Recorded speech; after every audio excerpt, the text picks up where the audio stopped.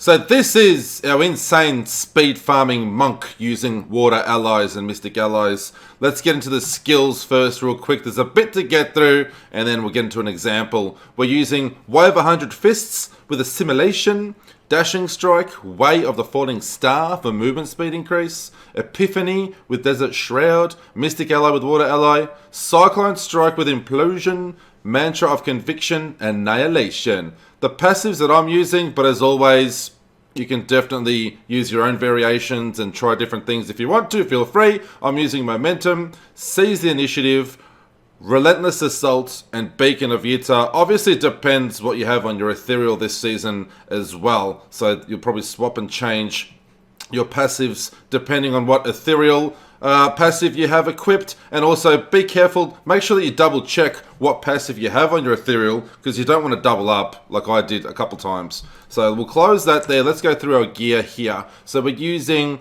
5 pieces of inners. I'm using the helm, the chest, the belt, the pants, and the gloves here. So obviously we have a Ring of Royal Grandeur somewhere, either in Canice Cube or equipped. Doesn't look like it's equipped, so obviously it's in Canice, but we'll get to Canice next. For the shoulders, we're using Lefebvre's Soliloquy. We're using Squirt's Necklace here. You want to try and get one with cold skills damage, crit damage as high as you can, and critical hit chance, but cooldown is nice as well. The Wazetian arm guards here, again for movement speed increasing. Every time we destroy a wreckable object, we get a movement speed increase. That's nice. Focus and restraint for the rings. The crudest boots obviously are very, very handy and are an absolute must for any inners Mystic Ally builds.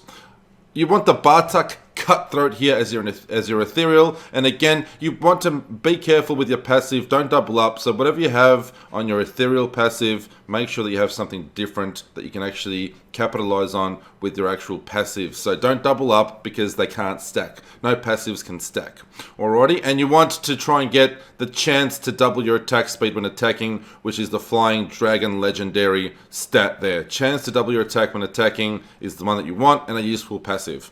And then Ingeom in the offhand. The legendary gems we're using, Enforcer, Boon of the Horde are very, very important for this, for the movement speed increase, and make sure you get that baby leveled up to 50 max before you actually put this together. And Bane of the Trapped, the other gem. Of course you can mix and match your gems, but I think this is definitely the best combination for your legendary gems. All other gems we're using are diamond gems.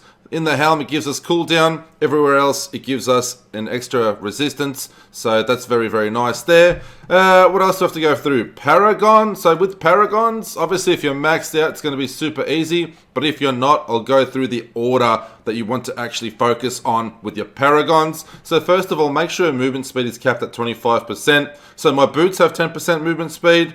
So I've whacked in 15 into Paragon here. That gives me 25% max. That's the most that we can get from Paragon and our gear. Everything else that we have, like skills-wise, that boost your movement speed, that's a bonus and it stacks on top of all your other movement speed, if that makes sense.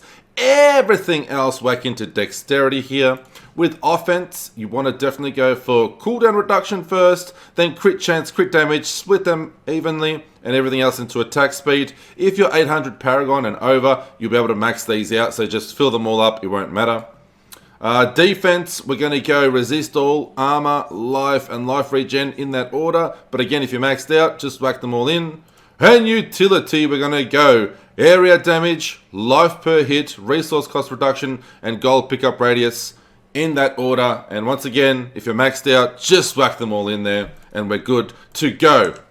Canice Cube. Let's not forget about the important Canice Cube here. I'll look at Canice Cube through the bottom here in the details. It's just easier that way, otherwise my big head gets in the way of Canice Cube. So we're using Messerschmitt's Reaver here in Canice, Bindings of the Lesser Gods, and Ring of Royal Grandeur, because we've only got 5 pieces of inners there, and with Ring of Royal Grandeur, we get the 6-piece bonus. Very, very nice there, and definitely must be used for this setup. Let's just have a look here. So yeah, see how my head gets in the way there? But just to prove it, that's definitely in my Canice Cube there, as you can see. So let's go and do some Nephilim farming together and show y'all how this baby actually works. Let's go. And I will obviously have a D3 planner link down below in the comment section, or in the description section. Let's do this, baby. What's going on, Dark Maddie?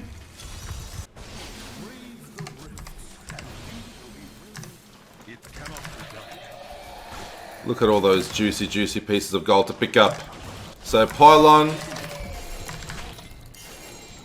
The elites just explode. Look at that. They just explode, I'm telling you.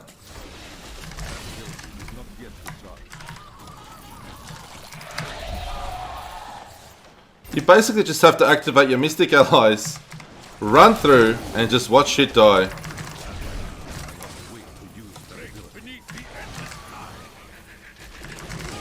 Click the pylons. If you can click the pylons, then you're good to go as well. So activate your Mystic Allies, run through, use your Cyclone Struck to pull enemies in, and watch the elites explode. Pretty fun build, right?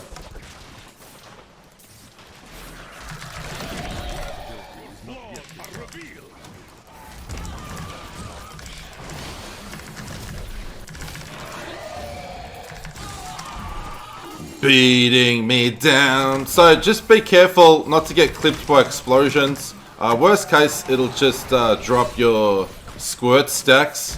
We're going to try and get some in the Rift Guardian here on this same level.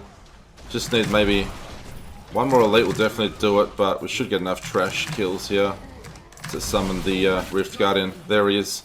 There he is. So Rift Guardian just pops. It just pops. He gave up. He doesn't want to live. That is Speed Farming 101.